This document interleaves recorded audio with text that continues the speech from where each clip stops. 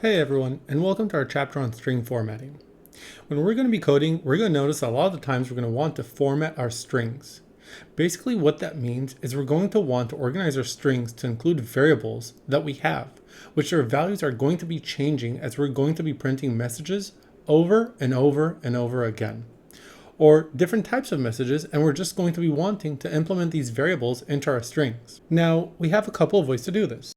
Let's start with my personal favorite way, which I also think is the easiest way. The first thing we're going to do is we're going to start by putting an F before opening up our string, like before putting the double quotes or the single quotes. Then we're simply going to write our string, but where we want to insert our variable, we're going to put curly brackets. Now inside the curly brackets, we're simply going to name the variable that we want to insert. And now when we go ahead and print it, and if you take a look, you can see that money over here is equal to 100. So when we go ahead and we print this, we get I have, and then the 100 for money is actually appearing over here. So I have $100. Now the next method, which is also widely popular, is the format method. The format method is also quite simple. The way that it works is we're going to open and close our string with double quotes or single quotes as usual. And then within our string, once more, we're going to be using curly brackets, only this time we're not going to be putting anything inside the curly brackets. We're not going to name the variable. Because after we close the double quotes, we're going to do dot format, and then we're going to be inserting the variable that we want inside our curly brackets. Now we can use this format method in a couple of different ways. So let's go ahead and see a couple of different ways for us to use the same exact method. First of all, we're going to create two variables over here, name and age. Name will have John, age will be 30.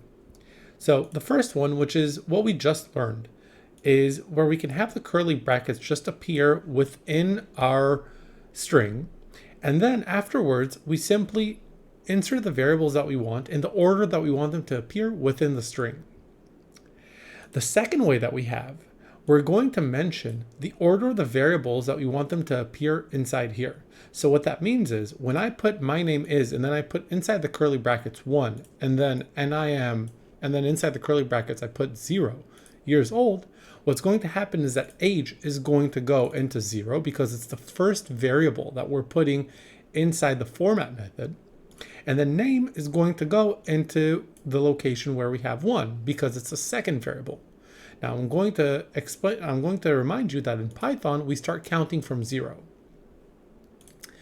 Now the third way that we can use this format method is by actually mentioning the name of the variables that we want to insert. So that means that over here, my name is, and then we're putting name inside, and then age. However, this doesn't mean the name of the variable that we have over here. In fact, when we call the format method, we're going to mention the name of the variable that we have that appears over here. And then we're going to give it the value. So what that means is when we use name and then equals name, then it's simply taking the name from here and doing name equals John. Then when I'm doing age equals 30, then I'm actually giving 30 not to age up here, but in fact to age down here. And there you have it. Now it's your turn to go ahead and exercise string formatting.